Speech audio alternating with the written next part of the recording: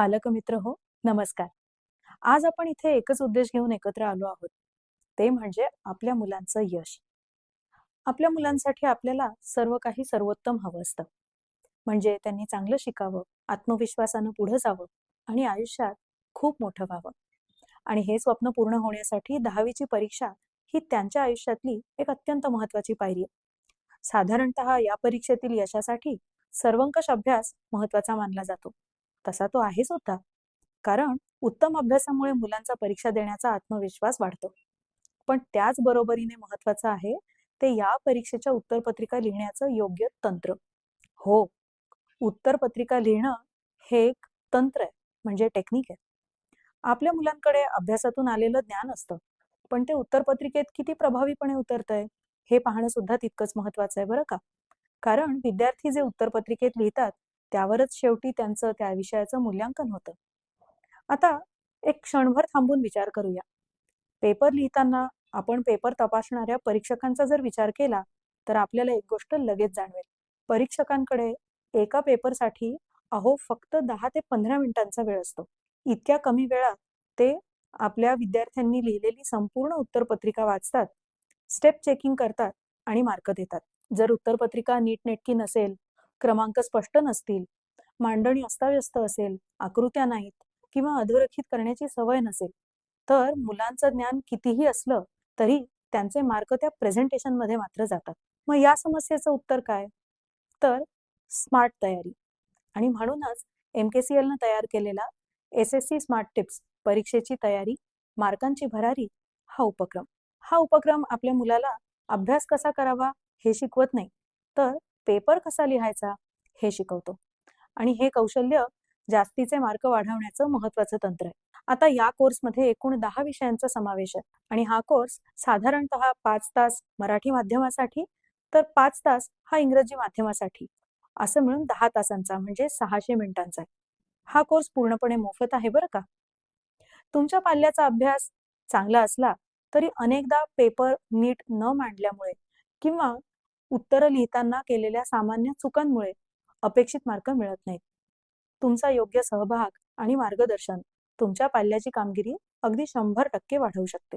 आम्ही तुम्हाला उत्तरपत्रिकेतील मार्क कमी होण्याची कारणं, परीक्षक पेपर तपासताना नेमक्या कोणत्या मुद्द्यांकडे लक्ष देतात आणि प्रत्येक विषयात मुलांच्या अभ्यासाची दिशा कशी असावी हे सांगणार आहोत.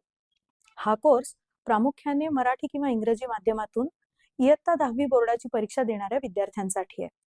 तसंच 9वी मधून नुकत्याच 10वीत गेलेल्या सर्व विद्यार्थ्यांसाठी सुद्धा हा कोर्स तितकाच महत्वाचा आहे. चला, आता आपण एक एक करून त्या गोष्टी समजून घेऊया, ज्या आपल्या पाल्याला अधिक मार्क मिळवून द्यायला मदत करतील. सगळ्यात महत्वाचा आणि प्राथमिक मुद्दा बघाल तर तो म्हणजे उत्तरपत्रिका. उत्तरपत्रिका लिहिताना तिची रचना आणि मार्जिनचा वापर अत्यंत महत्वपूर्ण ठरतो. आता ही मार्जिन नक्की सोडायची कशी, त्याचा वापर कसा करायचा हे आपण पाहूया. उत्तम मार्जिन आखून पेपर लिहिला असता पेपरची मांडणी अधिक आकर्षक आणि सुटसुटीत दिसते. सगळ्यात आधी आपण पाहूयात ती म्हणजे तुमची बोर्डाची उत्तरपत्रिका. साधारणपणे बोर्डाच्या परीक्षेची उत्तरपत्रिका ही अशी दिसते. ही नमुना उत्तरपत्रिका आहे बरं का. जी उत्तरपत्रिका तुम्ही बघत आहात ती फक्त सरावासाठी वापरली जाते. उत्तरपत्रिका तुमच्या हातात आल्यानंतर सूचनेनुसार त्यात माहिती भरा आणि पेपर सोडवण्यापूर्वी आपण ज्या उत्तरपत्रिकेवर उत्तर लिहिणार आहोत त्यावर विशिष्ट असं मार्जिन आखून घ्या, जेणेकरून तुम्ही लिहिलेली उत्तरं सुटसुटीत दिसतील आणि पेपर सुद्धा नीटनेटका दिसेल. त्यामुळे परीक्षकाला तुमचा पेपर तपासताना अडचण येणार नाही आणि कदाचित नीटनेटकेपणामुळे अधिकचे मार्क देखील मिळतील.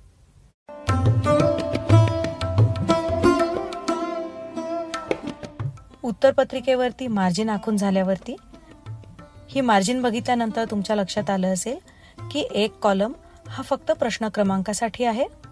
जसं की इथे आहे प्रश्न क्रमांक 1, त्यातील पुढचा सेक्शन आहे प्रश्न क्रमांक 1चा ब, त्यामुळे मार्जिनचा हा भाग ब ह्या आकड्यासाठी आहे. आणि आता समजा प्रश्न क्रमांक 1ब हे गाळलेल्या जागा भरा असं असेल तर त्यातील 1, 2, 3 हे अंक लिहिण्यासाठी ही तिसरी मार्जिन. आणि मग अर्थातच तुम्ही लिहिलेली सगळी उत्तरं ही एकसारखी दिसावी या दृष्टीने उजव्या बाजूची ही मार्जिन सुद्धा खूप महत्वाची आहे.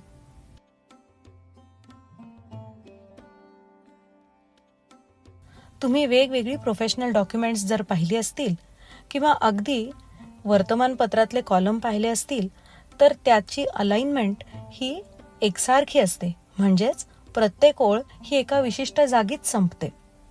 अशा प्रकारच्या अलाइनमेंटला जस्टिफाय असं म्हणतात.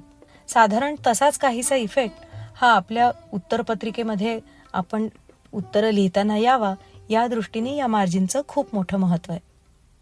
आत्ताच जसं आपण पाहिलं की उत्तरपत्रिका कशी असते, म्हणजेच तिचं स्वरूप कसं असतं आणि मार्जिनचा वापर नक्की कसा करावा.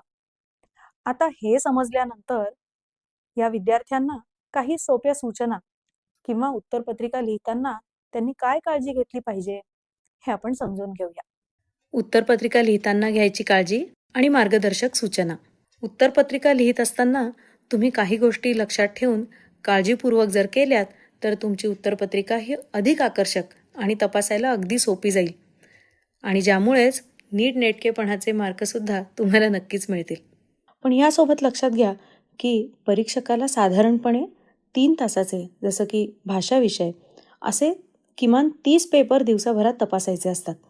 याचाच अर्थ तुमची एक उत्तरपत्रिका तपासण्यासाठी परीक्षकांकडे फक्त 15 ते 16 मिनिटं असतात.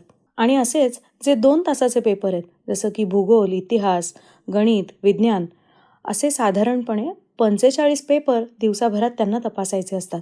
म्हणजेच 2 तासाचा एक पेपर त्यांना फक्त 10 मिनिटात तपासायचा असतो. त्यामुळे परीक्षकांची मानसिकता लक्षात घेता त्यांना तपासायला सोपं जाईल अशाच रीतीने जर आपण पेपर लिहिला तर तुम्ही जी वर्षभर मेहनत घेतली आहे त्याचं फळ तुम्हाला मार्कांच्या रूपात नक्की मिळेल. आता काही मुद्दे आपण बघूया. सगळ्यात पहिल्यांदा, प्रश्नपत्रिकेवर काहीही लिहू नका. प्रश्नपत्रिका ही परीक्षकांसाठी दिलेली असते. त्यावर तुम्ही कोणतीही खाजगी टिप्पणी, उत्तराचे संकेत किंवा चिन्ह असं लिहिणं अपेक्षित नाही आणि यामुळे परीक्षकाला संभ्रम निर्माण होऊ शकतो. उत्तरपत्रिका तपासणीवरती याचा नकारात्मक परिणाम होऊ शकतो बरं का. पुढचा मुद्दा बघूया. नवीन प्रश्न नवीन पानावर सोडवा.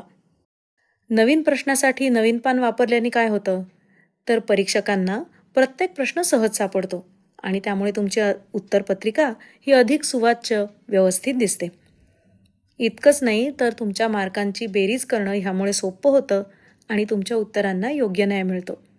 आता तुम्ही इथे बघाल तर परीक्षक प्रत्येक प्रश्न तपासून झाल्यावरती पूर्ण प्रश्न म्हणजेच उपप्रश्नांच्या मार्कांसकट हे इथे वर लिहित असतात आणि प्रत्येक प्रश्नाचे गुण एकत्र करून मग ते पहिल्या पानावरती त्याची टॅली करतात.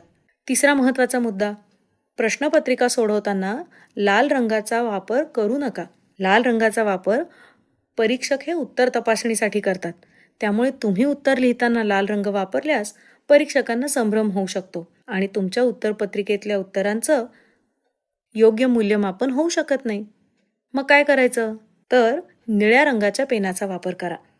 निळा रंग हा सर्वसामान्यतः लेखनासाठी मान्य केलेला असतो आणि त्यामुळे परीक्षकांना उत्तरपत्रिका नीट वाचता येते आणि तपासणी करताना तुमचं उत्तर सहज दिसतं. पुढचा अजून एक महत्त्वाचा मुद्दा, उत्तरपत्रिका ही व्यवस्थित आणि नीटनेटकी असावी. याने काय होईल तर परीक्षकांच्या मनात उत्तर देणाऱ्यांविषयी एक सकारात्मक भावना तयार होते, ज्यामुळे या परीक्षेच्या एकूण गुणांकनावरती याचा सकारात्मक प्रभाव पडू शकतो. आणि आता हा व्यवस्थितपणा कसा आणायचा तर प्रत्येक उत्तर संपल्यावरती एक रेषा काढा आणि त्यानंतर पुढच्या प्रश्नाचं उत्तर लिहा. प्रत्येक उत्तर संपल्यावरती रेष काढल्याने प्रत्येक उत्तराची ओळख ही वेगळी स्पष्ट होते. यामुळे परीक्षकांना उत्तरपत्रिकेत कुठलं उत्तर कुठे सुरू होतं आणि कुठे संपतं हे लगेच समजतं. नीटनेटकेपणात तुमच्या हस्ताक्षराचा सुद्धा मोठा वाटा असतो नाही का. पण आता एखाद्याचं हस्ताक्षर नसेल चांगलं तर काय करायचं, काही हरकत नाही. हस्ताक्षर चांगलं नसलं तरी ते किमान वाचण्यासारखं असावं. परीक्षक हे तुमच्या उत्तरांचं मूल्यांकन करतात, पण त्यासाठी हस्ताक्षर हे वाचण्यायोग्य असणं गरजेचं आहे. आता उत्तरपत्रिका लिहिताना कधी काही चुका होतात. मग समजा जर उत्तर चुकलं असं वाटत असेल तर त्यावर खाडाखोड करू नका. फक्त एकच तिरकी रेष त्यावर काढा. उत्तरावर खूप खाडाखोड केली तर उत्तरपत्रिका अव्यवस्थित म्हणजे गचाळ आणि गबाळी दिसू शकते. याऐवजी एकच तिरकी रेष काढल्यास तुमची चूक झाली आहे हे लक्षात येतं आणि परीक्षकांचा गोंधळ होत नाही. उत्तरपत्रिका सोडवत असताना जर तुम्ही पुरवणी घेतलीत तर ती तुमच्या मुख्य उत्तरपत्रिकेला व्यवस्थित बांधून घ्या. म्हणजेच परीक्षकांना प्रत्येक पुरवणी नीट सापडेल. अव्यवस्थित बांधलेल्या पुरवणीमुळे परीक्षकांना ती शोधायला अडचण येऊ शकते बरं का. तुमच्या उत्तरपत्रिकांमध्ये विषयानुसार आलेख म्हणजे ग्राफ पेपर आणि नकाशा यांना पुरवणी म्हणूनच मोजा. म्हणजे समजा तुम्ही 2 पुरवणी आणि 1 ग्राफ वापरला तर पुरवणी संख्या 3 लिहा. याचं कारण असं की आलेख नकाशा यांचा वापर हा विशिष्ट प्रश्नांसाठीच केला जातो आणि परीक्षकांना त्यांची मोजणी करण्यासाठी पुरवणीची एकूण आकडेवारी देणं आवश्यक असतं. म्हणजेच त्यांना हे प्रश्न तपासताना सोपं जातं. अजून एक खूप महत्त्वाची गोष्ट, उत्तरपत्रिकेवरती कोणतंही धार्मिक चिन्ह किंवा मजकूर लिहू नका. परीक्षेत सर्व विद्यार्थ्यांची समानता आणि निष्पक्षता राखली गेली पाहिजे. धार्मिक चिन्ह किंवा मजकुराने परीक्षकावरती चुकीचा प्रभाव पडू शकतो आणि त्यामुळे उत्तरपत्रिका निष्पक्ष आणि शिस्तबद्ध ठेवणं हे गरजेचं आहे. हे मुद्दे लक्षात ठेवून तुम्ही जर उत्तरपत्रिका लिहिलीत तर परीक्षकांना तुमची उत्तरं समजण्यास आणि तुमच्या उत्तरपत्रिकेचं मूल्यांकन करण्यास सोपं जाईल. आता तुम्हाला ढोबळमानाने हे समजलं असेल की साधारणपणे उत्तरपत्रिका लिहिताना काय काळजी घ्यायची. पण यासोबतच विद्यार्थी पेपर सोडवताना काही अशा चुका करतात ज्या अगदी सामान्य असतात, पण त्यामुळे मार्क मात्र नक्की जातात. आता ह्या सगळ्या प्रश्न प्रकारांपैकी सर्वाधिक मार्क कशात जात असतील? तर ते म्हणजे वस्तुनिष्ठ प्रश्न, म्हणजे ऑब्जेक्टिव्ह क्वेश्चन्स. धक्का बसला ना? मग चला बघूया अशाच काही चुका जे विद्यार्थी नेहमी करतात. जसं रिकाम्या जागा भरा असा प्रश्न असेल तर अनेक विद्यार्थी फक्त पर्याय क्रमांक किंवा रिकाम्या जागेतील एक शब्द लिहून उत्तर पूर्ण करतात.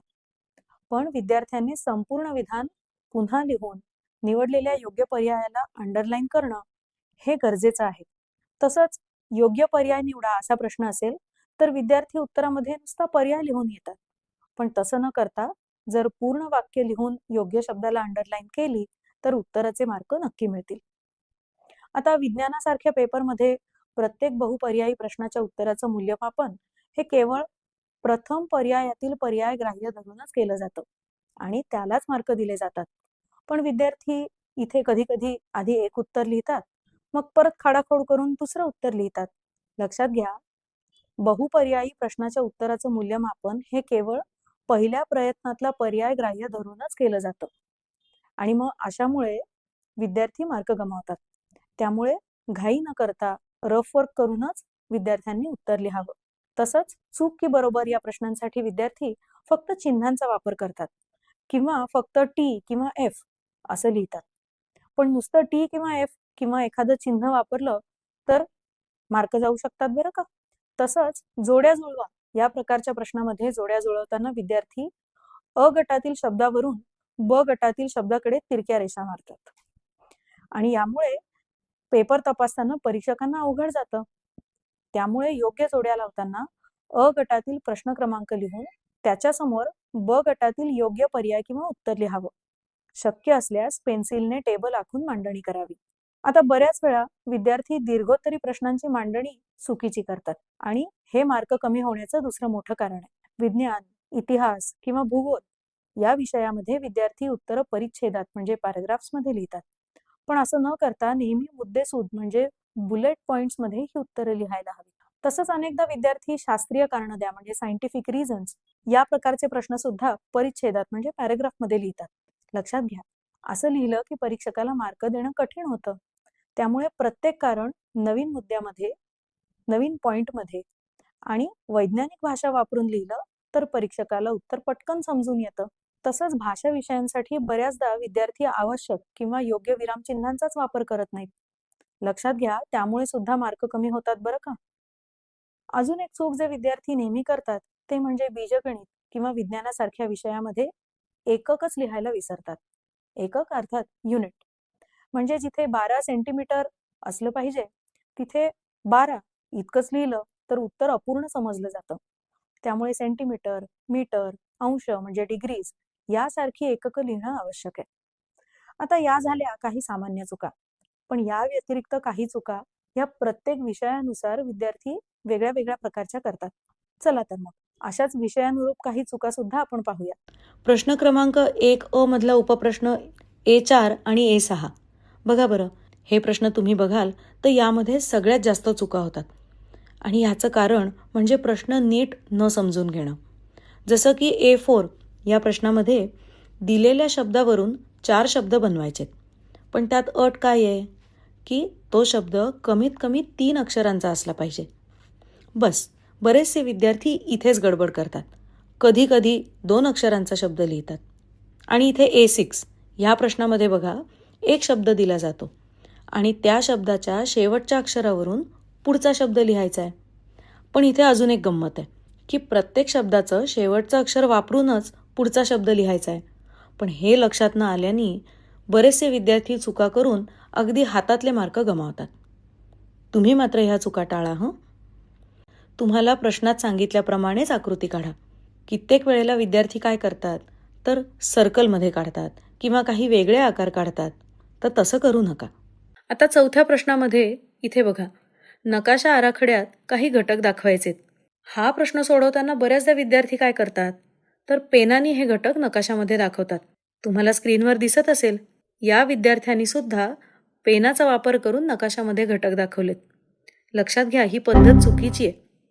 नकाशाचा प्रश्न सोडवताना म्हणजेच नकाशा भरताना फक्त साधी पेन्सिल किंवा रंगीत पेन्सिलचाच वापर करायचा आहे, पेनाचा नाही. प्रश्न 3 कृतीवर आधारित सगळ्या प्रश्नांमध्ये या विद्यार्थ्याने बघा, उत्तराभोवती चौकटच काढलेली नाहीये. त्यामुळे नक्की उत्तर कोणतं हे पटकन समजून येत नाही. कृतीवर आधारित प्रश्नांमध्ये तुम्हाला रिकाम्या चौकटीत योग्य ते उत्तरं लिहायची असतात, हे कायम लक्षात ठेवा. त्यामुळे तुमचं उत्तर नीट दिसेल आणि समजेल अशा आकाराची चौकट तुम्ही काढायची असते. त्यामुळे आधी उत्तर लिहा आणि मग उत्तराभोवती पेन्सिलने चौकट काढा. ठीक आहे. आता पुढील सगळे प्रश्न या विद्यार्थ्याने खूप व्यवस्थित आणि एकही चूक न करता सोडवले. त्यामुळे जर स्टेप्स बरोबर असतील आणि उत्तर देखील अचूक असेल तर नक्कीच या विद्यार्थिनीला सगळे मार्क मिळू शकतात. आता बीजगणिताची उत्तरपत्रिका सोडवताना कोणत्या चुका तुम्ही टाळल्या पाहिजेत हे तुम्हाला नक्की समजलं असेल. लक्षात घ्या, तुमच्या पेपरमध्ये खाडाखोड नसेल, सगळ्या स्टेप्स सुटसुटीत समजतील अशा लिहिलेल्या असतील, त्यांना योग्य ते क्रमांक टाकलेले असतील तर त्याचा नक्कीच चांगला परिणाम तुमच्या मार्कांवरती होईल. आता प्रश्न पहिला आहे, बहुपर्यायी प्रकार. याचं उत्तर लिहिताना तुम्ही फक्त पर्याय क्रमांक लिहिणं अपेक्षित आहे. पण इथे या विद्यार्थ्याने प्रश्न लिहून आकृती सुद्धा काढली. त्यामुळे अर्थात त्याचा विनाकारण वेळ वाया गेलाय. तसंच त्यांनी उत्तर सुद्धा उजव्या बाजूला आणि कंसात लिहिलंय. आता बहुपर्यायी प्रश्न प्रकारात तुम्हाला त्या प्रश्नाचा क्रमांक टाकून फक्त तो पर्याय लिहायचा आहे. तसंच इथे तुम्हाला बरीचशी खाडाखोड सुद्धा केलेली दिसते. याचाच अर्थ या विद्यार्थ्याने रफ पेजचा वापर केलेला दिसत नाहीये. आणि रफ पेजचा वापर करून सुद्धा जर उत्तरपत्रिकेत खाडाखोड झालीच तर एक आडवी किंवा तिरकी रेष मारून पुढे लिहायला सुरुवात केली पाहिजे. आता प्रश्न 1 काय आहे बघूया बरं. इथे स्क्रीनवर तुम्हाला दिसेल की या विद्यार्थ्याने त्या प्रश्नाची सूचना तसंच तो प्रश्न सुद्धा इथे लिहिलाय. अहो, उत्तरपत्रिकेमध्ये तुम्हाला फक्त उत्तर लिहायचं असतं, सूचना आणि प्रश्न लिहायचे नसतात, हे नक्की लक्षात ठेवा. उत्तरपत्रिकेत तुम्हाला त्या प्रश्नाचा आणि उपप्रश्नाचा क्रमांक लिहून त्या प्रश्नाचं उत्तर लिहायला सुरुवात करायची असते. मात्र ह्यात प्रश्न क्रमांक नीट लिहिणं खूप महत्त्वाचं आहे बरं का. पण जर का तुम्ही प्रश्न लिहित बसलात तर तुमचा पेपर काही वेळेत पूर्ण होणार नाही. आता यातल्या दुसऱ्या प्रश्नात तुम्हाला दिसेल की या विद्यार्थ्याने आकृती तर काढली आहे पण ती सुबक आणि ठळक नाहीये. तसंच प्रश्नामध्ये एकक मराठीमध्ये सेम मी अर्थात सेंटीमीटर असं लिहिलंय, पण विद्यार्थ्याने मात्र ते CM असं लिहिलंय. आकृती काढून नंतर या उत्तराचं विधान सुद्धा लिहिलेलं नाही. आता उत्तर हे विधान स्वरूपात लिहून ते अधोरेखित करणं खूप महत्त्वाचं असतं. यासारख्या छोट्या छोट्या गोष्टींमुळे तुमचे मार्क कमी होऊ शकतात, हे लक्षात ठेवा हं. तिसऱ्या प्रश्नातला बाह्यस्पर्शी हा शब्द या विद्यार्थ्याने सर्व ठिकाणी बघा कसा चुकीचा लिहिलाय. तसंच 2 बाह्यस्पर्शी वर्तुळांच्या केंद्रातील अंतर बरोबर त्यांच्या त्रिज्यांची बेरीज हे सुद्धा त्यांनी व्यवस्थित लिहिलेलं नाहीये. जर लिहिण्यासाठी जागा कमी पडत असेल तर तुम्ही डाव्या आणि उजव्या दोन्ही बाजूंसाठी 2-2 ओळी वापरू शकता. म्हणजे मग ते छान दिसेल आणि समजायला सुद्धा सोपं जाईल. उत्तर लिहिताना लक्षात घ्या, शुद्ध लेखनाच्या चुका होणार नाहीत ह्याची काळजी घ्या. चौथ्या प्रश्नामध्ये बघा, या विद्यार्थ्याने कसोटीचं नाव सुद्धा कसं चुकीचं लिहिलंय. तसंच कॉन्ग्रुअंट टू आणि सिमिलॅरिटीचं चिन्ह देखील नीट लिहिलेलं नाहीये. भूमितीमध्ये अनेक चिन्हांचा तुम्हाला वापर करावा लागतो, जसं की angle, triangle, square root, similar to, perpendicular with, parallel with, congruent to, similarity आणि यासारखे इतर बरेच. आता ही चिन्ह परीक्षकांना समजतील अशीच लिहावी लागतात. जर ती तुम्ही व्यवस्थित लिहिली नाहीत तर मात्र तुमचे मार्क कमी होऊ शकतात हं. इथे पत्रलेखनाच्या प्रश्नात दिलेल्या माहितीनुसार पत्र लिहा. प्रश्नात दिलेली माहिती जसं की नाव, पत्ता, ईमेल ID आणि फोन नंबर हा इथलाच वापरा. पत्र लिहिताना स्वतःचा वैयक्तिक ईमेल ID किंवा फोन नंबर वापरू नका. त्यामुळे नकारात्मक छाप निर्माण होते. पहिल्या प्रश्नातला प्रश्न अ हा आहे, दिलेल्या पर्यायांमधून योग्य पर्याय निवडून विधानं पूर्ण करा. आता या साध्या प्रश्नामध्ये विद्यार्थी नेमक्या कुठल्या प्रकारच्या चुका करतात? तर काही विद्यार्थी योग्य पर्याय निवडून संपूर्ण विधान लिहितात, पण त्या पर्यायाला अधोरेखित करायचं मात्र विसरून जातात. काही जण फक्त योग्य पर्याय लिहितात, पण पूर्ण विधान लिहित नाहीत. तुम्ही मात्र अशा चुका टाळा हं. आता प्रश्न क्रमांक 1चा दुसरा उपप्रश्न ब आहे, पुढीलपैकी चुकीची जोडी लिहा. आता उत्तरपत्रिकेत दिलेल्या 3 गटांपैकी फक्त चुकीचीच जोडी लिहा. योग्य जोड्या लिहिण्याची काहीच गरज नाही. यामध्ये तुमचा वेळ वाया जाऊ शकतो. आता स्क्रीनवर दाखवल्याप्रमाणे प्रत्येक वेळी अ आणि ब गट असं लिहायची गरज नसते, पण फक्त प्रश्न क्रमांक आणि उपप्रश्न क्रमांक योग्य पद्धतीने लिहा. एवढं सुद्धा पुरेसं आहे. मुख्य प्रश्नांची सूचना अजिबात लिहू नका. अशा अनावश्यक गोष्टींमध्ये वेळ घालवण्याऐवजी तो वेळ शेवटी उत्तरपत्रिका तपासण्यासाठी वापरा. आता प्रश्न क्रमांक 2 असा आहे, तो म्हणजे दिलेला तक्ता म्हणजेच आकृती पूर्ण करा. स्क्रीनवर दाखवल्याप्रमाणे बघा हं, आकृती ही पेन्सिलनेच काढायची आहे, पेनाने नव्हे. नीट पाहिलं तर या आकृतीमध्ये बाणच नाही आहेत, ज्यामुळे आकृतीमधील संबंध स्पष्ट होत नाहीत आणि ती अपूर्ण वाटते. दोन्ही आकृतींमध्ये बाण जोडले तर परीक्षकांना ही आकृती लगेच समजेल आणि मग याचे मार्क तुम्हाला मिळू शकतील. राज्यशास्त्रातील प्रश्न क्रमांक 8चा उपप्रश्न ब सुद्धा याच पद्धतीने सोडवला, ज्याचं उदाहरण तुम्हाला आता स्क्रीनवर दिसत असेल. प्रश्न क्रमांक 4मध्ये दिलेल्या उतार्यावरती आधारित काही प्रश्नांची उत्तरं लिहायची. आता स्क्रीनवर तुम्ही पाहिलं असेल की या विद्यार्थ्याने प्रश्न सुद्धा लिहिलाय, पण प्रत्यक्षात प्रश्न लिहिण्याची काहीच गरज नाही. प्रश्न लिहिल्याने अधिक मार्क मिळणार नाहीयेत, पण त्यात वेळ मात्र जास्त वाया जाईल आणि कदाचित यामुळे पेपर सुद्धा पूर्ण लिहून होणार नाही. तर त्यामुळे लक्षात ठेवा की फक्त प्रश्नाचा क्रमांक लिहिणं सुद्धा पुरेसं आहे. पुढची एक सामान्यतः घडणारी चूक म्हणजे वेळेचं योग्य नियोजन न करणं. पेपर लिहिताना वेळेचं योग्य नियोजन न करणं ह्यामुळे विद्यार्थ्यांचं खूप मोठ्या प्रमाणात नुकसान होतं. काय घडतं तर काही विद्यार्थी पहिल्या काही प्रश्नांवरती खूप वेळ घालवतात आणि मग त्यामुळे नंतरचे ज्याच्यात विस्तृत पद्धतीने उत्तरं लिहायची असे प्रश्न अपूर्ण राहतात. मग आपण काय करायचं तर वेळेचं आधीच नियोजन करून ठेवायचं. प्रत्येक प्रश्नासाठी किती वेळ द्यायचा हे आधीच ठरवा आणि त्याप्रमाणे लेखन करा. बघा हे अशा पद्धतीने. ह्यामुळे तुम्हाला प्रत्येक प्रश्नाला योग्य न्याय देणं शक्य होईल. पुढची एक अजून साधारणतः घडणारी चूक म्हणजे साहित्याचा योग्य वापर न करणं. लक्षात घ्या मित्रांनो, हा भाषा विषयाचा पेपर आहे, त्यामुळे तुम्ही ह्या उत्तरपत्रिकेत भाषा सौंदर्याचा योग्य पद्धतीने वापर करणं अपेक्षित आहे.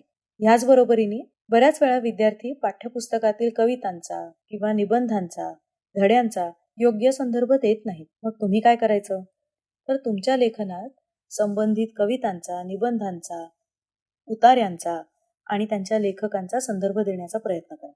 यामुळे तुमचं उत्तर निश्चित प्रभावी होईल. अजून एक गोष्ट जी बऱ्याच वेळा विद्यार्थ्यांकडनं चुकते ती म्हणजे आकृतीसह उत्तर लिहिण्याच्या सूचनेची अंमलबजावणी न करणं. म्हणजे काय होतं तर काही प्रश्नांमध्ये आकृती काढून उत्तर लिहा असं सांगितलेलं असतं, पण घाईघाईमध्ये काही वेळा विद्यार्थी फक्त आकृतीच काढतात किंवा फक्त उत्तरं लिहून सोडून देतात, ज्यामुळे मार्क कमी होऊ शकतात. मग तुम्ही काय करायचं? तर ज्या प्रश्नांमध्ये आकृतीसह उत्तर लिहायचंय तिथे दोन्ही गोष्टी म्हणजे आकृती आणि तिचं स्पष्टीकरण व्यवस्थित द्या. केवळ आकृती काढणं किंवा केवळ उत्तर लिहिणं हे पुरेसे नाही, हे लक्षात ठेवा हं. आता इथे बघा, ह्या विद्यार्थ्यांनी काय केलंय? प्रश्न क्रमांक, उपप्रश्न क्रमांक तर छान घातलाय, पण अख्खा प्रश्न लिहिलाय आणि त्यानंतर खाली त्याची उत्तरं लिहिली आहेत. लक्षात घ्या, पूर्ण प्रश्न लिहित बसण्यात तुमचा वेळ घालवू नका. योग्य क्रमांक घालून त्यानंतर लगेच तुमची उत्तरं तुम्ही लिहिलीत तरी ते पुरेसं आहे. आता आ मध्ये बघा, इथे काय होतं? दिलेल्या संख्या अक्षरात किंवा आकड्यात लिहायच्या होत्या. यात सुद्धा 3 पैकी कोणतेही 2 प्रश्न सोडवायचे होते. इथे सुद्धा या विद्यार्थ्यांनी बघा, पूर्ण प्रश्न लिहित बसलाय. हे करण्याची काहीच गरज नाही.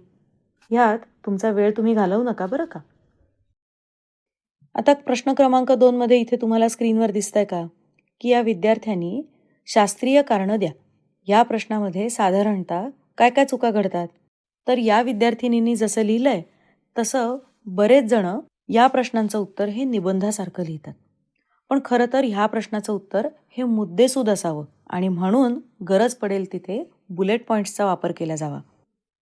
आता उदाहरणार्थ इथे तुम्हाला स्क्रीनवर दिसेल की या विद्यार्थ्यांनी प्रश्नाचं उत्तर देताना सगळे मुद्दे एकाच ओळीत लिहिलेत आणि त्यामुळे परीक्षकांना त्यांनी लिहिलेले योग्य मुद्दे इथे कळणारच नाहीयेत. मग आपण काय करायचं? तर शास्त्रीय कारणं द्या. अशा प्रकारच्या प्रश्नांची उत्तरं देताना प्रत्येक कारण हे नवीन ओळीत लिहायचं. तुमचं उत्तर स्पष्ट आणि संक्षिप्त ठेवा, ज्यामुळे परीक्षकांना तुमचं उत्तर समजून घ्यायला सोपं जाईल आणि नक्की तुम्हाला चांगले मार्क मिळतील. प्रश्न क्रमांक 2 आ मधला बघा हं. आता इथे उपप्रश्न क्रमांक 2 काय आहे? संकल्पना चित्र पूर्ण करा. बघा, या प्रश्नात विद्यार्थी काय चूक करतात? इथे तुम्हाला दिसतंय का? या विद्यार्थ्यांनी संकल्पना चित्र पूर्ण करताना किंवा टेबल आखताना पेनाचा वापर केलाय. लक्षात घ्या, विज्ञान भाग 2 मध्ये कुठल्याही प्रकारची आकृती काढताना पेन्सिलचा वापर केला पाहिजे, पेनाचा नाही. आणि त्यामुळे या उत्तरामध्ये तुम्ही सुद्धा मुद्दे लिहिताना पेनाचा वापर करायचा आहे, पण चित्र किंवा तक्ता आखताना पेन्सिलचाच वापर करा. आता विद्यार्थी कोणत्या चुका करतात हे तर आपल्याला समजलंच असेल. त्या दुरुस्त करून तुमच्या पाल्याला अधिकचे मार्क मिळतीलच. त्यासोबतच अजून मदत व्हावी यासाठी कोणत्या गोष्टी पेपर लिहिताना नक्की कराव्या, म्हणजे बेस्ट प्रॅक्टिसेस कुठल्या असाव्यात, हे सुद्धा तुम्हाला इथे कळेल. याचसोबत प्रत्येक विषयाच्या प्रश्नपत्रिकेचं स्वरूप कसं असतं हे सुद्धा आपण बघूया. आता आपण सुरुवात करू इंग्रजी विषयापासून. इंग्रजी विषयाच्या पेपरची विभागणी एकूण 6 विभागांमध्ये केलेली असते. Section 1 language study, section 2 textual passages, section 3 poetry, section 4 non textual passage, section 5 writing skills and section 6 skill development अर्थात ट्रान्सलेशन. हा पेपर एकूण 80 मार्कांचा असतो आणि तो सोडवण्यासाठी विद्यार्थ्यांना 3 तासांचा वेळ मिळतो. लक्षात घ्या, लँग्वेज स्टडी अर्थात व्याकरण हा विभाग 10 मार्कांचा असतो, ज्यात punctuation, make 4 words, word chain, do as directed यासारखे प्रश्न विचारले जातात.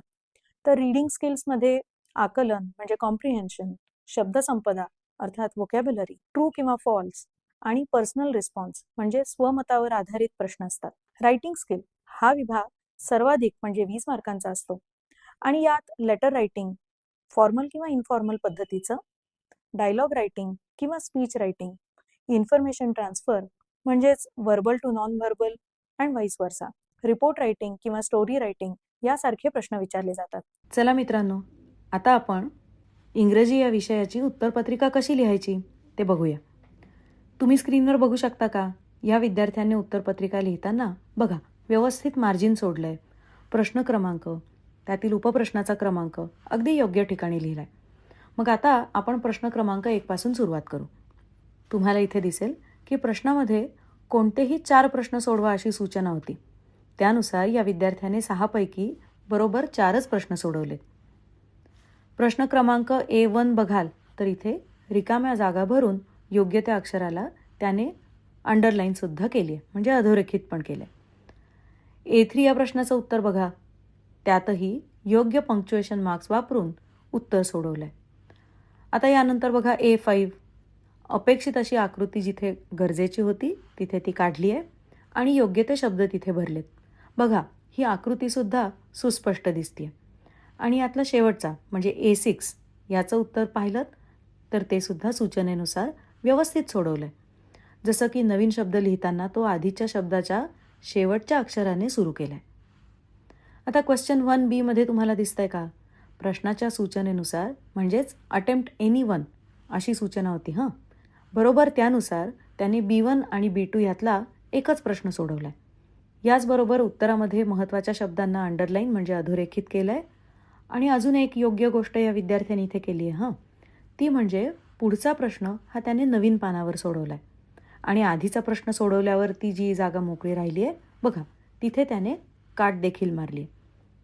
चला, इंग्रजीनंतर आता आपण हिंदी विषयाच्या प्रश्नपत्रिकेचं स्वरूप आणि त्याच्या बेस्ट प्रॅक्टिसेस समजून घेऊया. हिंदी विषयाचा पेपर एकूण 5 विभागांमध्ये विभागलेला असतो. विभाग 1 गद्य, ज्याला 20 मार्क असतात. विभाग 2 पद्य, ज्याला 12 मार्क असतात. विभाग 3 पूरक पठण, ह्याला 8 मार्क असतात. विभाग 4 भाषा अध्ययन व्याकरण, ह्याला 14 मार्क असतात. आणि विभाग 5 रचना विभाग, याच्यात उपयोजित लेखन असतं, ज्याला 26 मार्क असतात. हा पेपर तुमच्या लक्षात आलं असेल 80 मार्कांचा असतो आणि तो सोडवण्यासाठी 3 तासांचा वेळ मिळतो. तर चला आता पाहूया की उत्तरपत्रिकेत या प्रश्नांची उत्तरं कशी लिहायची. असे कोणते नियम आहेत जे उत्तर लिहिताना पाळणं आवश्यक आहे. योग्य नियम पाळले तर तुम्हाला जास्तीत जास्त मार्क मिळतील. या विभागात उत्तर लिहिताना गद्यांश नीट वाचा आणि उत्तर स्पष्ट लिहा. हा उपप्रश्न एकूण 8 मार्कांचा आहे.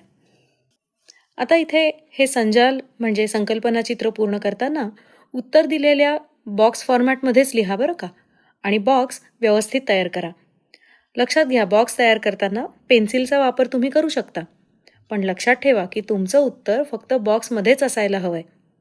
आणि हे संजाल किंवा संकल्पना चित्र पूर्ण करताना उत्तर जर ट्री फॉर्मॅटमध्ये लिहिणं अपेक्षित असेल तर ट्री फॉर्मॅटमध्येच लिहा.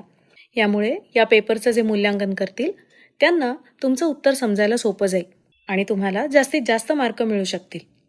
आकृती पूर्ण करताना देखील बॉक्स फॉर्मॅट वापरा. ज्यावेळी प्रश्नात एकाच शब्दात उत्तर लिहायचं असतं तिथे प्रयत्न करा की उत्तर खरोखरीच फक्त एकाच शब्दात लिहावं. जिथे ज्या प्रश्नांमध्ये तुम्ही प्रश्नांच्या उत्तरादाखल तुमचे विचार मांडणं अपेक्षित आहे तिथे साध्या आणि सोप्या वाक्यात उत्तर लिहा, जेणेकरून ते समजायला सोपं जाईल आणि तुम्हाला जास्तीत जास्त मार्क मिळतील. आता बघूया प्रश्न क्रमांक 1A. या उपप्रश्नात सुद्धा उत्तर लिहिताना पूर्वीच्या प्रमाणेच बॉक्स फॉर्मॅट वापरा. योग्य कृती पूर्ण करून प्रश्नाचं उत्तर द्या. हा उपप्रश्न एकूण 8 मार्कांचा असतो. आता हे शब्दयुग्म पूर्ण करताना तुमचं उत्तर अधोरेखित म्हणजे अंडरलाईन करा. यामुळे पेपर तपासणाऱ्यांना उत्तर नीट कळेल. पुढील प्रश्नाचं उत्तर दिलेल्या गद्यांशाच्या संदर्भात लिहा. आता लक्षात घ्या, हे उत्तर 25 ते 30 शब्दात लिहायचं आहे. या उपप्रश्नाचं उत्तर लिहिताना गद्यांश आधी नीट वाचा. नंतर पहिल्या 2 उपप्रश्नांसारखंच हे उत्तर बॉक्स फॉर्मॅटमध्ये लिहा. इथे 4 बॉक्स आहेत ज्यात तुम्हाला उत्तरं लिहायचेत. म्हणजेच प्रत्येक उत्तरासाठी अर्धा मार्क मिळेल आणि सगळी उत्तरं योग्य लिहिलीत तर 2 मार्क मिळतील. दुसऱ्या प्रश्नाचं उत्तर लिहिताना दिलेल्या विषयावर तुमचं स्वतःचं मत मांडा. आता लक्षात घ्या, कृतीपत्रिकेत दिलेल्याप्रमाणे शब्दमर्यादेचा विचार करा. उत्तर देताना गद्यांशातली वाक्य सरळ सरळ उतरवू नका, तर तुमचं मत हे तुमच्या शब्दात लिहा. चला, आता संस्कृत संपूर्ण विषयाच्या प्रश्नपत्रिकेचं स्वरूप बघूया. यात हा पेपर एकूण 6 विभागांमध्ये विभागलेला असतो. प्रथम विभाग सुगम संस्कृतम 8 मार्कांचा. द्वितीय विभाग गद्यम 20 मार्कांचा. तृतीय विभाग पद्यम 18 मार्कांचा. चतुर्थ विभाग लेखन कौशलम 9 मार्काचा. पंचम विभाग भाषाभ्यासः 17 मार्क. आणि षष्ठ विभाग अपठितम 8 मार्कांसाठी. म्हणजेच हा पेपर सुद्धा 80 मार्कांचा असतो आणि तो सोडवण्यासाठी 3 तासांचा वेळ मिळतो. मित्रमैत्रिणींनो, संस्कृत संपूर्णाची कृतीपत्रिका म्हणजे प्रश्नपत्रिका कशी असते त्याचं स्वरूप आपण आत्तापर्यंत बघितलं. आता हे प्रश्न योग्य पद्धतीने कसे सोडवायचे, चला आपण ते जाणून घेऊया. आता स्क्रीनवरती तुम्हाला दिसत असेल बघा, उत्तरपत्रिकेत अगदी योग्य पद्धतीने समास आखलेले आहेत. प्रत्येक मुख्य प्रश्न हा प्रश्न क्रमांकाच्या चौकटीत लिहिला आहे. योग्य उपप्रश्नांचे क्रमांक इथे टाकलेले आहेत आणि त्यानंतर उत्तरं लिहायला सुरुवात केलेली आहे. 2 प्रश्नांमध्ये व्यवस्थित अंतर आहे. मग चला आता आपण पहिल्या प्रश्नाकडे वळूया आणि पहिला प्रश्न योग्य पद्धतीने कसा सोडवला पाहिजे ते पाहूया. आता बघा तुम्हाला लक्षात आहे ना की तुमच्या कृतीपत्रिकेमध्ये वेगवेगळे विभाग आहेत ज्यामध्ये विविध प्रश्न आहेत. मग आता या विद्यार्थ्यांनी बघा काय केलं आहे, तर हा पहिला प्रश्न हा प्रथम विभागात आहे हे त्यांनी इथे नीट लिहून दिलं आहे. तर पहिला प्रश्न काय होता, चित्रम दृष्ट्वा नामानी लिखित, म्हणजे चित्र पाहून ओळखायची आणि त्यांची योग्य ती नावं लिहायची. आणि यात 5 पैकी कोणत्याही 4 प्रश्नांची उत्तरं तुम्हाला लिहायची होती. आता इथे बघा ह्या विद्यार्थ्यांनी काय केलं आहे, प्रश्न क्रमांक उपप्रश्न क्रमांक तर छान घातलाय, पण अख्खा प्रश्न लिहिलाय आणि त्यानंतर खाली त्याची उत्तरं लिहिली आहेत. लक्षात घ्या, पूर्ण प्रश्न लिहित बसण्यात तुमचा वेळ घालवू नका. योग्य क्रमांक घालून त्यानंतर लगेच तुमची उत्तरं तुम्ही लिहिलीत तरी ते पुरेसं आहे. आता आ मध्ये बघा इथे काय होतं, तर दिलेल्या संख्या अक्षरात किंवा आकड्यात लिहायच्या होत्या. यात सुद्धा 3 पैकी कोणतेही 2 प्रश्न सोडवायचे होते. इथे सुद्धा या विद्यार्थ्यांनी बघा पूर्ण प्रश्न लिहित बसलाय. हे करण्याची काहीच गरज नाही. यात तुमचा वेळ तुम्ही घालवू नका बरं का. हां, इथे मात्र हा जो प्रश्न ई आहे म्हणजे समय स्तंभ मेलनम कुरुत, बघा तो मात्र अगदी छान लिहिलाय. यात 2 स्तंभ होते, एक होता अ आणि दुसरा होता आ. या अचा आशी योग्य मेळ घालायचा होता. आता हे काय होतं, तर ह्या होत्या घड्याळांच्या वेळा. एका बाजूला त्या अक्षरात लिहिल्यात आणि दुसऱ्या बाजूला त्या अंकांमध्ये लिहिल्यात. या विद्यार्थ्यांनी बघा अगदी छान पद्धतीने उत्तरांचे आकडे घातलेत आणि टेबलमध्ये त्याच्यासमोर उत्तराच्या वेळा व्यवस्थित लिहिल्यात. व्यवस्थित टेबल आखल्यामुळे म्हणजेच तालिकेमध्ये लिहिल्यामुळे ह्या प्रश्नाचं उत्तर वाचणं, पाहणं आणि त्याप्रमाणे मार्क देणं हे सुटसुटीत झालंय. विज्ञान आणि तंत्रज्ञान भाग 1चा पेपर एकूण 4 प्रश्नांमध्ये विभागलेला असतो. हा पेपर एकूण 40 मार्कांचा असतो आणि तो सोडवण्यासाठी विद्यार्थ्यांना 2 तासांचा वेळ मिळतो. मग यात पहिला प्रश्न असतो 10 मार्कांचा. हा प्रश्न बहुपर्यायी अर्थात MCQs या पद्धतीचा असतो आणि 1 गुणासाठीचे यात विविध उपप्रश्न देखील असू शकतात. उदाहरणार्थ वेगळा घटक ओळखा, सहसंबंध ओळखा किंवा चूक आणि बरोबर ओळखा. दुसरा प्रश्न सुद्धा असतो 10 मार्कांचा. यात शास्त्रीय कारण लिहा, ज्यात 3 पैकी कोणतेही 2 सोडवणं अपेक्षित आहे. तसंच प्रत्येकी 2 मार्कांसाठी उपप्रश्न असतात, जसं की गणितीय उदाहरणं, फरक स्पष्ट करा आणि नियम स्पष्ट करा. तिसरा प्रश्न असतो 15 मार्कांसाठी. यात प्रत्येकी 3 गुणांचे 8 उपप्रश्न असतात.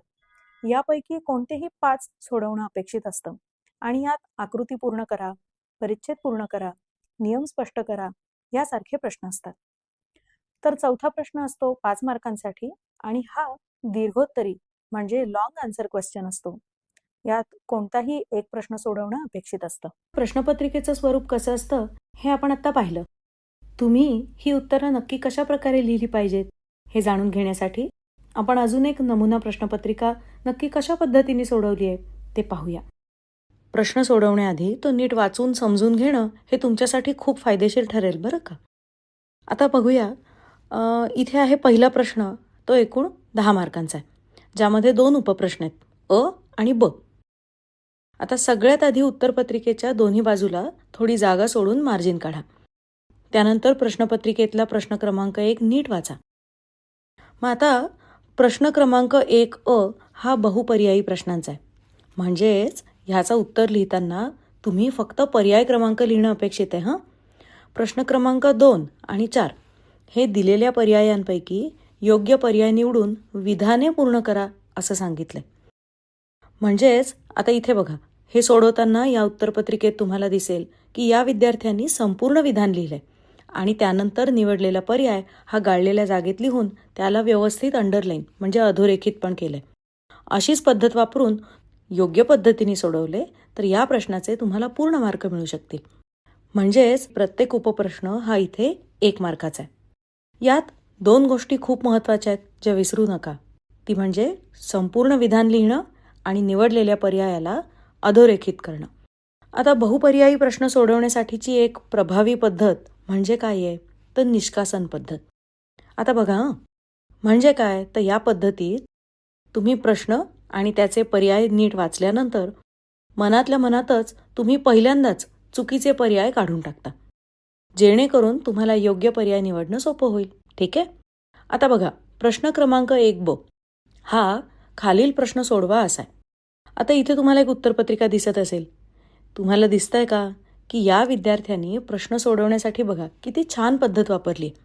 पहिल्या उपप्रश्नात त्यांनी प्रश्न लिहून त्याचं उत्तरसुद्धा अधोरेखित केले. यामुळे परीक्षकांना लगेच समजतं की या विद्यार्थ्याला हा प्रश्न चांगला समजलाय.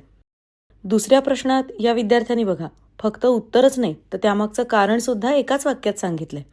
यामुळे त्याच्या उत्तराला अधिक बळ मिळतं. तिसऱ्या प्रश्नाचं उत्तर देण्यासाठी बघा त्यांनी एक सुंदर तक्ता तयार केलाय. यामुळे उत्तर व्यवस्थित आणि सुटसुटीत दिसतं. चौथ्या प्रश्नात बघा त्याने दिलेलं विधान लिहून त्याच्या मागे खरं किंवा खोटं असं सुद्धा लिहिलंय. हे पाहून परीक्षकांना नक्की समजेल की या विद्यार्थ्याला या प्रश्नाचं उत्तर छान माहिती आहे. सर्वसाधारणपणे या विद्यार्थ्यांनी बघा आपली सगळी उत्तरं ही खूप नीट आणि व्यवस्थित लिहिलेली आहेत. प्रत्येक प्रश्नाला एक वेगळी ओळ दिली आहे आणि त्याच्या लेखनात तशी फारशी कुठेही खाडाखोड किंवा चूक दिसत नाहीये. त्यामुळे त्याचा हा पेपर खूप सुंदर आणि आकर्षक दिसतोय. जर तुम्ही सुद्धा तुमची उत्तरं अशाच प्रकारे लिहिलीत तर तुम्हाला या प्रश्नाचे पूर्ण मार्क्स मिळण्याची शक्यता नक्कीच जास्त आहे. विज्ञान भाग 2चा पेपर देखील एकूण 4 प्रश्नांमध्ये विभागलेला असतो. हा पेपर सुद्धा 40 मार्कांचा असतो आणि तो सोडवण्यासाठी 2 तासांचा वेळ मिळतो. यात पहिला प्रश्न 10 मार्कांचा, ज्यात बहुपर्यायी प्रश्न अर्थात MCQs आणि 1 गुणासाठीचे उपप्रश्न, उदाहरणार्थ वेगळा घटक ओळखा, सहसंबंध ओळखा, चूक की बरोबर ओळखा, साखळी पूर्ण करा, अशा प्रश्नांचा समावेश असतो. प्रश्न दुसरा सुद्धा 10 मार्कांसाठी असतो, ज्यात शास्त्रीय कारण लिहा आणि प्रत्येकी 2 मार्कांसाठीचे उपप्रश्न जसं की फरक स्पष्ट करा, टिपा लिहा, चित्र पूर्ण करा यांचा समावेश असतो. तिसरा प्रश्न असतो 15 मार्कांसाठी. यात प्रत्येकी 3 मार्कांचे 8 उपप्रश्न असतात, ज्यापैकी कोणतेही 5 सोडवायचे असतात. यात वर्गीकरण, संकल्पना स्पष्ट करा, परिच्छेद पूर्ण करा, चित्रावर आधारित प्रश्न आणि प्रत्यक्ष जीवनातील अनुप्रयोग अर्थात प्रॅक्टिकल ॲप्लिकेशन्स यासारखे प्रश्न येतात. प्रश्न चौथा असतो 5 मार्कांसाठी, जो दीर्घोत्तरी प्रकारातला असतो आणि यात कुठलाही एक प्रश्न सोडवणं अपेक्षित असतं. चला तर मग आपण आता पहिला प्रश्न बघूया. इथे काय प्रश्न आहे तर दिलेल्या पर्यायांपैकी योग्य पर्याय निवडा. आता या प्रश्नामध्ये तुम्हाला 5 उपप्रश्न दिलेले आहेत. मग या 5 उपप्रश्नांसाठी प्रत्येकी 4 पर्याय दिलेत. सर्वप्रथम दिलेले 5ही उपप्रश्न व्यवस्थित वाचून घ्या, जेणेकरून दिलेल्या 5 प्रश्नांच्या प्रत्येकी 4 पर्यायांपैकी कोणता एक पर्याय हे तुमचं योग्य उत्तर आहे याचा तुम्हाला अंदाज येईल. आता हे असं का करायचं तर लक्षात घ्या, हा बहुपर्यायी प्रश्न आहे. म्हणजेच या प्रश्नाचं पहिल्या अटेम्प्टमधलं जे उत्तर तुम्ही लिहाल तेच इथे ग्राह्य धरलं जाणार आहे आणि त्यामुळे ही काळजी घ्यायची. आता तुम्हाला स्क्रीनवर दिसेल की हा प्रश्न इथे कसा सोडवला आहे तर त्याचे योग्य पर्याय हे त्या प्रश्नाच्या क्रमांकापुढे लिहिलेले आहेत. अशा पद्धतीने तुम्ही जर हा प्रश्न सोडवलात तर याचे तुम्हाला नक्कीच 5 मार्क मिळतील. आता पुढचा प्रश्न 1A मधला पहिला उपप्रश्न, खालील प्रश्न सोडवा असा आहे. आता हा प्रश्न एका साखळीच्या प्रश्नाच्या स्वरूपात आहे, ज्यामध्ये तुम्हाला ती साखळी योग्य शब्दाचा वापर करून पूर्ण करायची आहे. आता स्क्रीनवर तुम्हाला दिसेल की साखळी योग्य शब्दाचा वापर करून पूर्ण तर केलीच आहे. अशाच पद्धतीने तुम्ही जर का उत्तर लिहिलं तर या ठिकाणी तुम्हाला 1 मार्क मिळू शकतो. चला तर मग आता पुढचा प्रश्न बघूया. 1A मधला दुसरा उपप्रश्न तो आहे वेगळा घटक ओळखा. आता नीट लक्षात घ्या ह्या प्रश्नाचा अर्थ नीट समजून घ्या. वेगळा घटक ओळखा याचा अर्थ काय तर दिलेल्या पर्यायांपैकी एक पर्याय असा आहे जो इतरांपेक्षा वेगळा आहे. म्हणजेच दिलेल्या 4 पर्यायांपैकी फक्त 3च शब्द या वाक्याशी निगडीत असतील आणि जो शब्द निगडीत नाहीये तो या 4 शब्दांमधून वेगळा निवडून बाजूला काढायचा. आता स्क्रीनवर तुम्हाला इथे दिसतंय की बघा हा प्रश्न कसा सोडवलाय. अशाच पद्धतीने जर का तुम्ही योग्य उत्तर निवडून हा प्रश्न सोडवलात तर या प्रश्नाचे तुम्हाला पूर्ण मार्क मिळतील. आता पुढचा प्रश्न बघूया. 1A मधला तिसरा उपप्रश्न, जोड्या जुळवा. या प्रश्नामध्ये बघा तुम्हाला 2 गट दिलेले आहेत, गट अ आणि ब. अ गटात तुमचे प्रश्न आहेत तर ब गटात पर्याय आहेत. आता तुम्हाला अ गटासमोर ब गटातील योग्य पर्याय लिहायचा आहे. मग आता तुम्हाला इथे दिसत असेल की त्यासाठी या विद्यार्थ्याने एक व्यवस्थित टेबल आखलाय, ज्यात अ गटासमोर ब गटातील योग्य पर्याय लिहिलाय. तुम्ही सुद्धा जर अशा पद्धतीने हा प्रश्न सोडवलात तर इथे तुम्हाला 1 मार्क मिळेल. आता पुढील प्रश्न बघूया. प्रश्न क्रमांक 1A मधला चौथा उपप्रश्न. या प्रश्नामध्ये चूक की बरोबर हे ओळखायचे. मग इथे काय आहे तर तुम्हाला विधानं दिलेली आहेत आणि ती चूक आहेत की बरोबर हे तुम्हाला ओळखायचं आहे. मग या ठिकाणी दिलेलं विधान व्यवस्थित वाचून घ्या आणि मग विचारपूर्वक त्याचं योग्य ते उत्तर लिहा. अशा पद्धतीने जर तुम्ही उत्तरं लिहिलीत तर परीक्षकांना तुमची उत्तरं व्यवस्थित कळतील. आता पुढील प्रश्न, प्रश्न क्रमांक 1A मधला शेवटचा 5वा उपप्रश्न आहे. नाव किंवा रेणूसूत्र लिहा.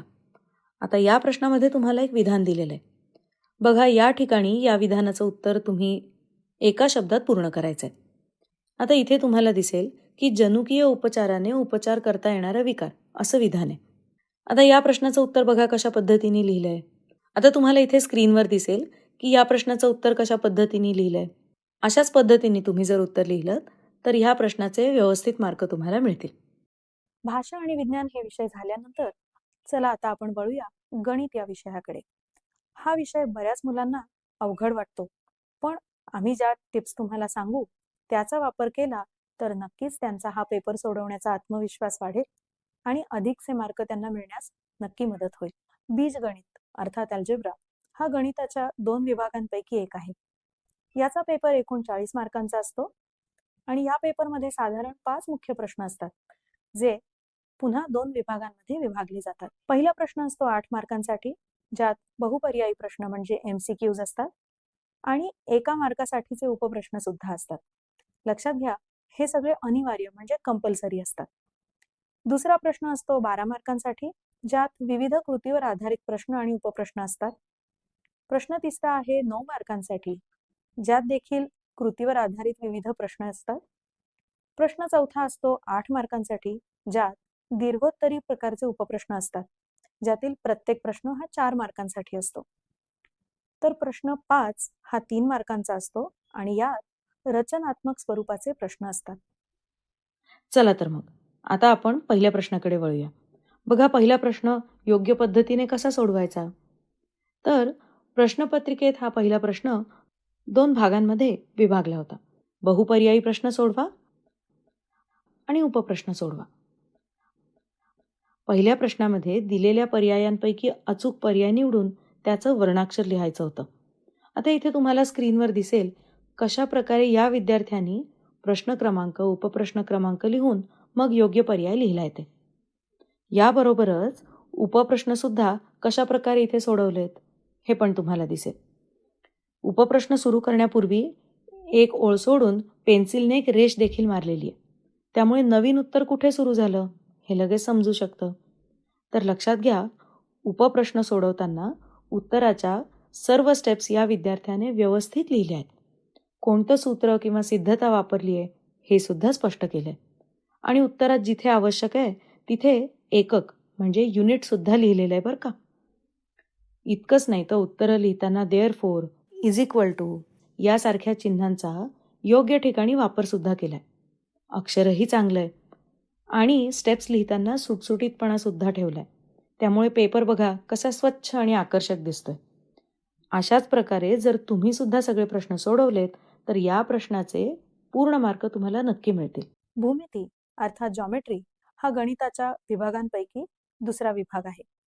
हा पेपर सुद्धा 40 मार्कांचा असतो आणि या पेपरची विभागणी साधारण 5 सेक्शनमध्ये केलेली असते. पहिला प्रश्न 8 मार्कांचा, ज्यात बहुपर्यायी प्रश्न म्हणजे MCQs असतात आणि 1 गुणासाठीचे उपप्रश्न सुद्धा यात असतात, जे अनिवार्य म्हणजे कंपल्सरी प्रकारचे असतात. प्रश्न दुसरा असतो 12 मार्कांचा, ज्यात कृतीवर आधारित प्रश्न आणि उपप्रश्न असतात. तसंच प्रश्न तिसरा असतो 9 मार्कांचा, यात देखील कृतीवर आधारित विविध प्रश्न असतात. प्रश्न चौथा असतो 8 मार्कांसाठी, ज्यात दीर्घोत्तरी प्रकारचे उपप्रश्न असतात. तर प्रश्न 5वा असतो 3 मार्कांसाठी, ज्यात रचनात्मक स्वरूपाचे प्रश्न विचारले जातात. भूमितीच्या प्रश्नपत्रिकेचं स्वरूप कसं असतं हे आपण आता पाहिलं.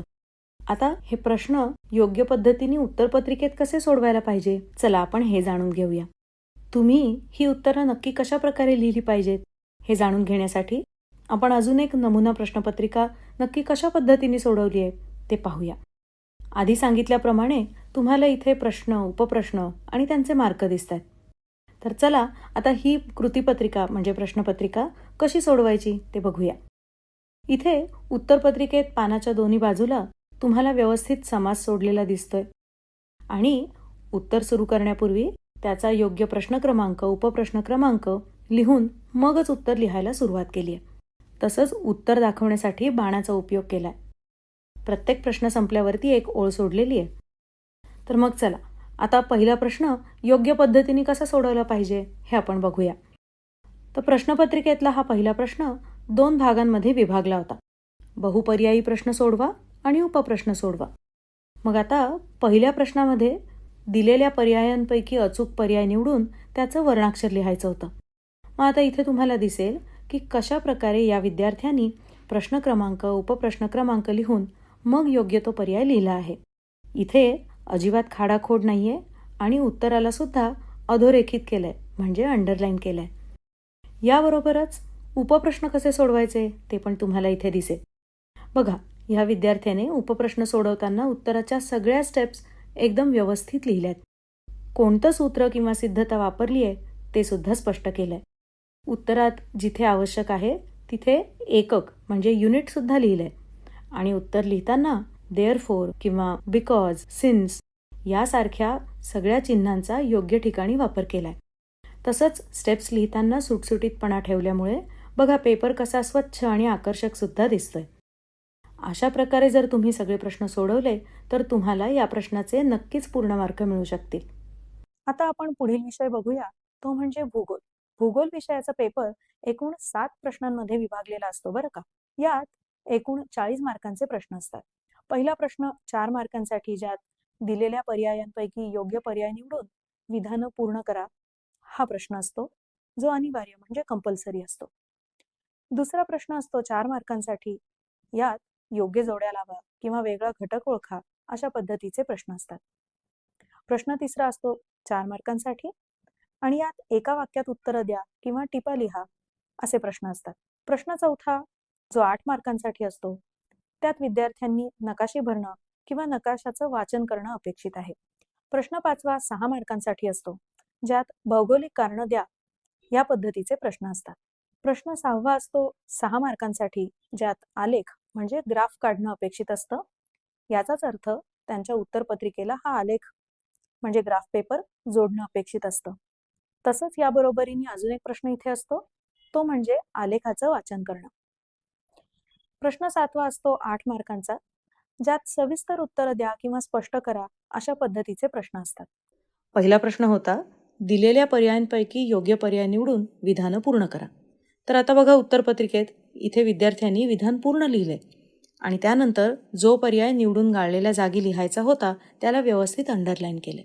मग अशाच पद्धतीने जर आपण 4 प्रश्न व्यवस्थित सोडवले, त्याची बरोबर उत्तरं लिहिली तर ह्या प्रश्नाचे तुम्हाला पूर्ण मार्क मिळतील.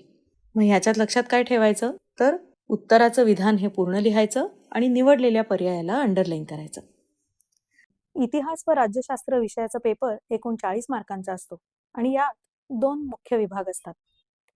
इतिहासाचे प्रश्न हे प्रश्न 1 ते 5 मध्ये असतात, तर राज्यशास्त्राचे प्रश्न 6 ते 9 मध्ये. प्रश्न 1 असतो 6 मार्कांचा, ज्यात बहुपर्यायी विधान पूर्ण करणं आणि चुकीची जोडी ओळखा अशा पद्धतीच्या प्रश्नांचा समावेश असतो. प्रश्न 2 8 मार्कांचा, ज्यात संकल्पचित्र पूर्ण करा, थोडक्यात टिपा लिहा असे प्रश्न समाविष्ट असतात.